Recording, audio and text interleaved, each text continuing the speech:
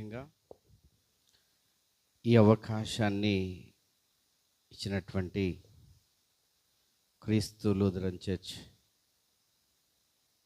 సంఘ పాస్టర్ గారు బి విజయానంద్ గారికి, అదేవిధంగా ప్రేమతో ఆహ్వానించినటువంటి రెవరెండ్ ఎన్ కమలాకర్ గారికి ప్రత్యేకంగా ఈరోజు మీ దగ్గరకు వచ్చి మీతో మాట్లాడటానికి ఈ అవకాశము చక్రి శివ ప్రత్యేకంగా నా పేరును తెలియచేయటము, మీ దగ్గరకు రావటం ఎంతో సంతోషం. క్రీస్తునాథుని యందు ప్రియ సహోదరి సహోదరులారా,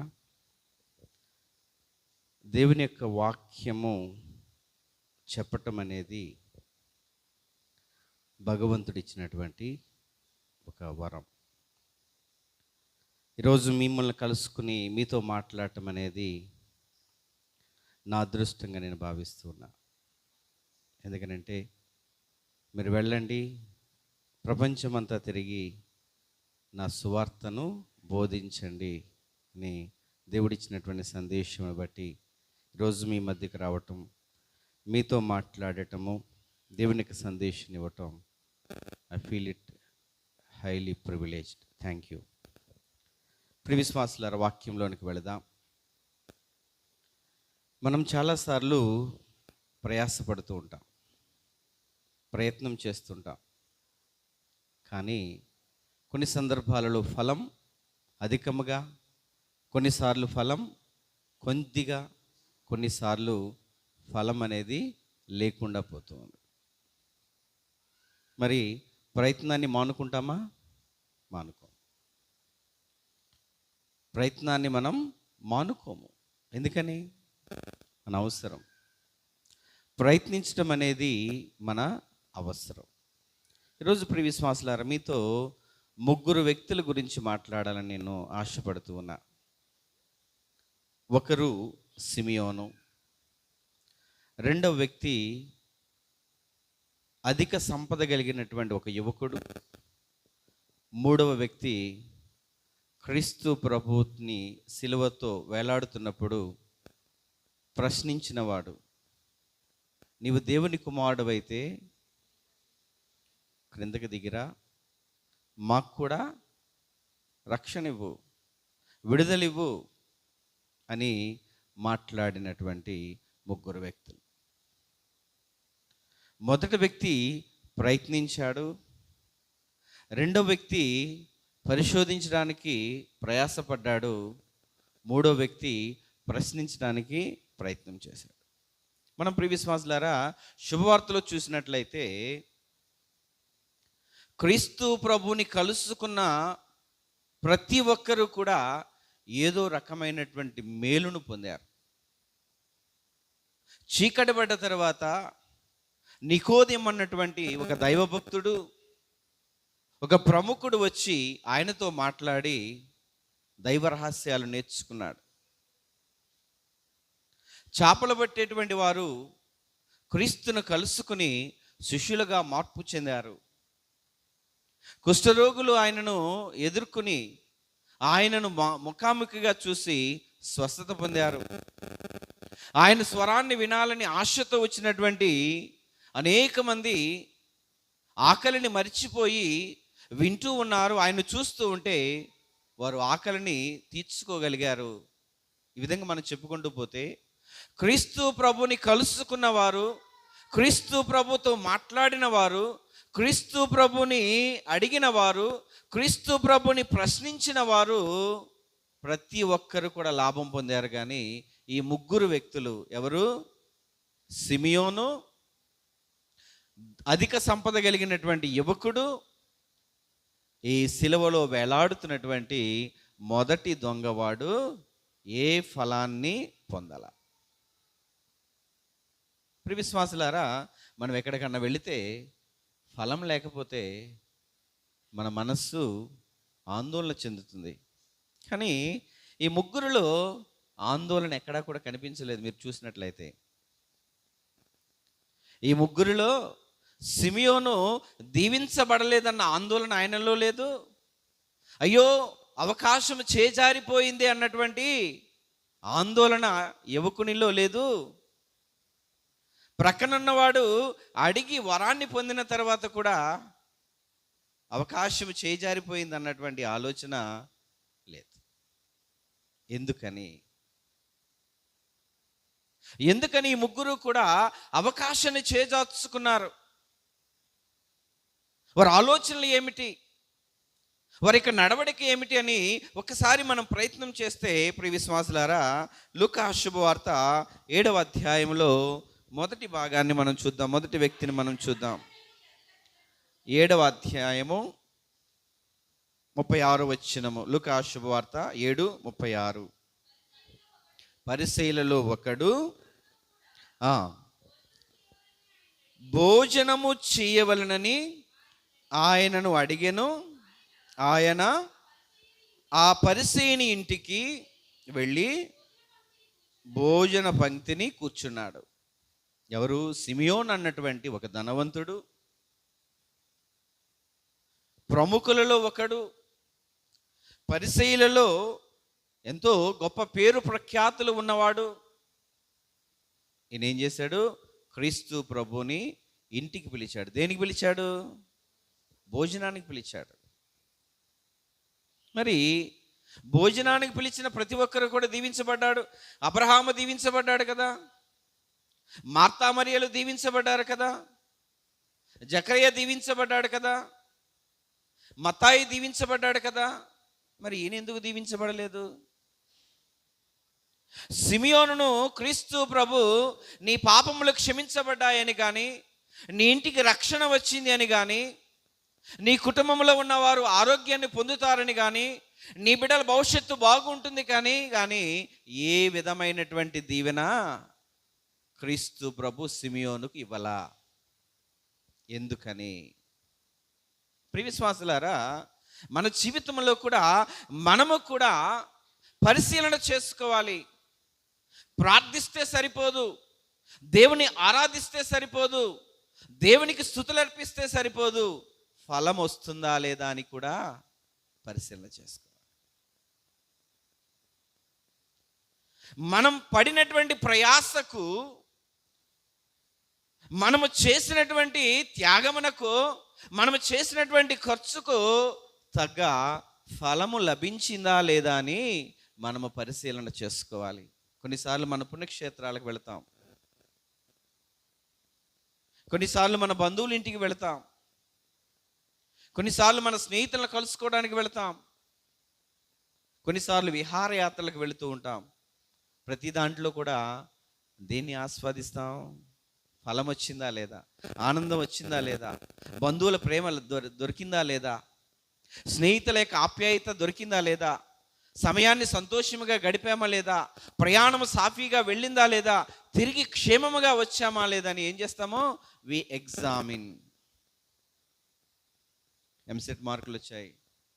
అందరూ కూడా తల్లిదండ్రులు, పిల్లలకంటే ఈరోజు తల్లిదండ్రులకే ఎక్కువ టెన్షన్. ఏ ర్యాంక్ వచ్చిందని పిల్లాడు చూసుకోడు. పిల్లలకంటే ముందు ఎవరు పరిగెత్తుతున్నారు? తల్లిదండ్రులే. చదివేది వాళ్ళ వీళ్ళు తెలియదు మనకి, అవునా? స్కూల్ నుంచి రాగానే తల్లిదండ్రులు మనం ఏం చేస్తాం? వాడికంటే ముందు ఎక్కువగా డైరీ తీ, హోంవర్క్ రాయి, అక్కడ కూర్చో, ఇక్కడ కూర్చో. చదివేది వాడా మనమా? మనమే. ఎగ్జామ్ ఎవరికి? మనకా వాళ్ళకా? మనకే. ప్రియ విశ్వాసులారా, సిమియోను ఎందుకు దీవించబడలేదు అంటే, క్రీస్తు ప్రభు కొన్ని విషయాలు తెలియజేస్తూ ఉన్నాడు. చాలా స్పష్టంగా మనం చూద్దాం. 44వ వచనం చదవండి. ఆ స్త్రీ వైపు చూస్తూ సిమోను తిట్లంటూ ఉన్నాడు, ఈ స్త్రీని చూచుచున్నావు కదా, నేను నీ ఇంటిలోనికి రాలేదు, నేను నీ ఇంటిలోనికి వస్తే నా పాదాలకు నీళ్ళు ఇవ్వలేదు, తన కన్నీటితో పాదములను తడిపి తల వెంట్రుకలతో తుడిచెను, నీవు నన్ను ముద్దు పెట్టుకొనలేదు కానీ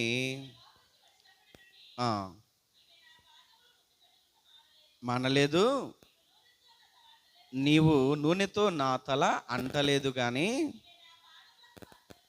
అంటే ఈ 3 చేయకపోతే యేసుప్రభు దీవించడా? అంత పార్షియలా?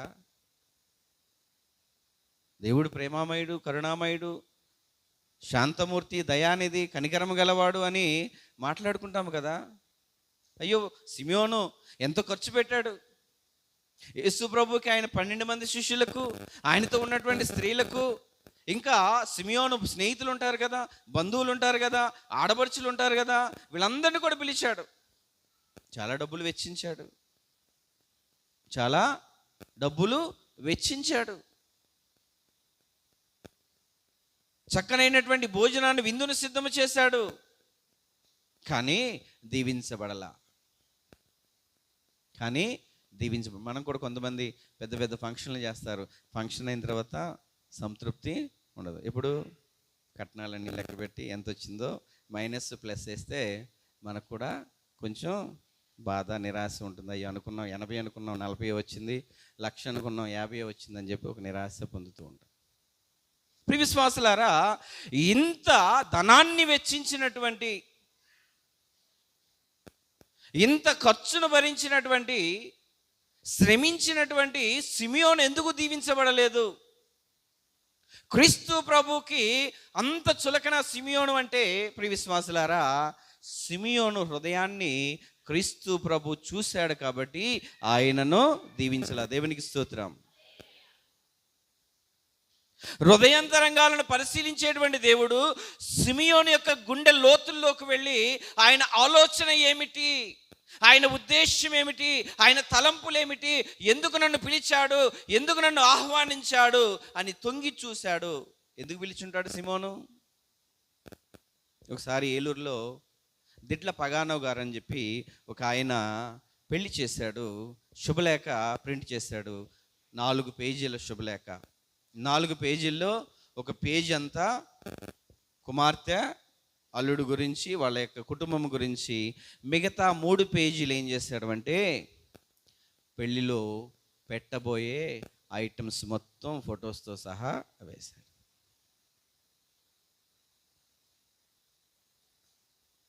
పెళ్లి జరిగే సమయము, తల్లిదండ్రుల యొక్క విషయాలు, స్థలము, ఇదంతా ఒక పేజీలో వేసి మిగతా 3 పేజీలు ఏం చేస్తున్నాడు, దాదాపు ఒక 75 ఐటమ్స్ ఫొటోస్తో సహా, ఇదిగో మీరు మా ఇంటికి వస్తే ఈ ఐటమ్స్ మేము పెడతాం. దాదాపు ఒక 1000 వేసి ఉంటాడు, లేకపోతే ఒక 2000 వేసి ఉంటారు. రెస్ట్ ఇన్ పీస్, ఆయన ఆల్రెడీ చనిపోయి ఉన్నాడు కాబట్టి చెప్తూ ఉన్నా. ప్రియ విశ్వాసులారా, దేనికి పిలిచాడు ఆయన పెళ్ళికి? భోజనం చేయమనా? ఐటమ్స్ చూసి రమ్మనా? ప్రియ విశ్వాసులారా, సిమియోను కూడా ఇలాగే గొప్పల కోసమో, నలుగురిలో పలుకుబడి కోసమో, అందరూ నన్ను గొప్పవాడు అనుకోవాలన్న ఉద్దేశంతో పిలిచాడేమో. మనం ఆయన హృదయాన్ని చదవలేదు, కానీ క్రీస్తు ప్రభు ఆయన హృదయాన్ని చదివాడు. ప్రియ విశ్వాసులారా, దేవుడు నీ దేవాలయంలో ఉన్న నీ హృదయాన్ని ఆయన చదువుతూ ఉన్నాడు. God is the one who goes through your heart. నీ హృదయంలోనికి ఆయన దూసుకుని పోతాడు. నీ యొక్క మనస్సులోనికి దూసుకుని పోయి నీవేమి ఆలోచిస్తున్నావు, ఎందుకు దేవాలయానికి వచ్చావు, ఎందుకు ఆయనను ప్రార్థిస్తున్నావు, ఎందుకు ఆయన కోసం పాట పాడుతున్నావు, ఎందుకు దేవాలయంలో ఉండి దేవునికి నీవు సేవ చేస్తున్నావు అని దేవుడు పరిశీలిస్తాడు. So please have a proper intention. మన ఉద్దేశాలు సరిగ్గా ఉంటే తప్ప we go out with empty hands. మనం బయటికి వట్టి చేతులతో వెళ్తాం. అయ్యో, గంట ఉన్నాను, 2 గంటలు ఉన్నాను, 3 గంటలు ఉన్నాను, 4 గంటలు ఉన్నాను. గంటలు ముఖ్యం కాదు దేవునికి. ఏది ముఖ్యం? ఉద్దేశం ముఖ్యం. నీ ఆలోచన ముఖ్యం. నీ మనస్తత్వాన్ని దేవుడు చూస్తాడు. నీ హృదయంతరంగాలలో ఉన్నటువంటి ప్రతి ఆలోచన కూడా ఆయన ఏం చేస్తాడు? ఫిల్టర్ చేస్తాడు. మనమైతే ఊరికే పర్వాలేదు అని అనుకుంటాం. బట్ దేవుడు అలాగా కాదు. దేనిని విడిచిపెట్టడు, దేనిని మరిచిపోడు, దేనిని కూడా ప్రక్కన పెట్టడు. మనం పెట్టేస్తాం. అదే తప్ప మన పిల్లాడు చేస్తే మంచి అదే తప్పు వేరేవాడు చేస్తే చెడు. మనము మానవ దృష్టితో, మానవ ఉద్దేశాలతో మనం ఆలోచన చేస్తూ ఉంటాము. కానీ ప్రియ విశ్వాసులారా, దేవుడు మాత్రము తన యొక్క దైవత్వముతో మన యొక్క హృదయాలను పరిశీలిస్తాడు. అందుకే సిమోను అడుగుతున్నాడు కదా, సిమోను, నేను నీ ఇంటికి వచ్చాను, నువ్వేం చేయలేదు, నాకు కాళ్ళు కడుక్కోవడానికి నీళ్లు ఇవ్వలేదు. ఆ రోజుల్లో ఒక అతిథి ఇంటికి వస్తే మొట్టమొదట మన మన మన చిన్నప్పుడు కూడా మనం చూసే ఉంటాం, ఏ చుట్టం వచ్చినా ఇంటికి త్వరగా ఈ గృహిణి కానీ ఇంటి యజమానుడు కానీ వెళ్ళి ఒక చెంబుతో తొట్టిలో నీళ్లు ముంచి కాళ్ళు కడుక్కోమని ఇచ్చేవాళ్ళు. కూర్చోమని మంచం వేసేవాళ్ళు. ఇప్పుడంటే కుర్చీలు ఉన్నాయి, సోఫాలు ఉన్నాయి, రెక్లైనర్స్ ఉన్నాయి, రకరకాల దివాన్ కాట్స్ ఉన్నాయి. అప్పుడు ఉన్నాయల్లా ఒక పీట, లేకపోతే ఒక మంచం, ఒక నులక మంచము, ఒక నవారు మంచం వేసేవాళ్ళు. ఏ చుట్టం వచ్చినా గబగబా ఏ కోడినో పట్టి కోసి భోజనం వండి భోజనం చేసి వెళ్ళేదాకా ఊరుకునేవాళ్ళు కాదు. ఇప్పుడు ఏం చేస్తున్నాం, రాగానే ఒక థమ్సప్ 2 గ్లాసులు ఇస్తున్నాం, అయిపోయింది. 2 గ్లాసులు థమ్సప్ ఇస్తే ఏమవుద్ది, ఇక ఆకలి ఉండదు. ఒకవేళ అన్నం పెట్టేదాకా ఆగినా పెట్టినా తక్కువ తింటాడు, మిగిలింది ఫ్రిడ్జ్లో పెట్టచ్చు, రేపు తినచ్చు. ప్రియ విశ్వాసులారా, మన ఆలోచన విధానం ఎలా సిద్ధపడింది? ప్రవక్తను ఆహ్వానించువాడు, ప్రవక్తను స్వీకరించువాడు ప్రవక్త బహుమానమును పొందును. జక్కయ్య క్రీస్తును ఆహ్వానించాడు. క్రీస్తు ప్రభు మాట్లాడా జక్కయ్యతో, ఏంటి జక్కయ్య, ఏం చేస్తున్నావు నీకు తెలుస్తుందా? ఎంత వడ్డీలు వసూలు చేస్తున్నావు, పన్నులు ఎంత ఎక్కువ వసూలు చేస్తున్నావు, ఏం చేసుకుంటావు ఇదంతా అని అడిగాడా? నథింగ్. క్రీస్తు ప్రభు జక్కయ్య ఇంటికి వెళ్ళి మౌనంగా ఉన్నాడు, ఏమీ మాట్లాడలేదు. ఏ తప్పును వేలెత్తి చూపించలా. ప్రియ విశ్వాసులారా, అందుకంటే చూడు, కొన్నిసార్లు మౌనం అన్నిటికీ సమాధానం చెప్తుంది. చాలా సందర్భాల్లో మన మౌనమే మనకు సమాధానం చెప్తుంది. కానీ మనం ఏం చేస్తాం, మాట్లాడుతూనే